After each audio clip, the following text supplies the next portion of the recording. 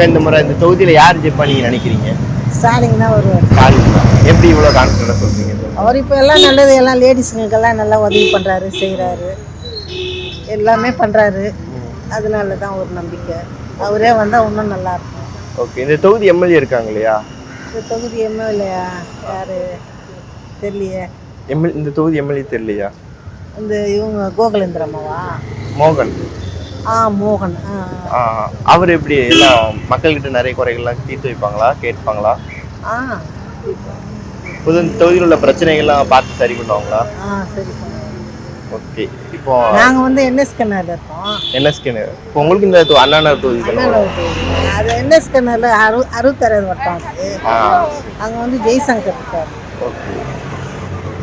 இப்போ டிஎம்கே போனது முறை இந்த ஆட்சியில் நல்லா பண்ணியிருக்குன்னு சொல்லிட்டு அதனால் டிஎம்கே வரணுங்கிறீங்க. மற்ற கட்சிக்கு எப்படி அவங்கள பற்றின பங்கீடு உங்களுக்கு என்ன மாதிரி இருக்கும்? அவங்கள பற்றியெல்லாம் தெரியல.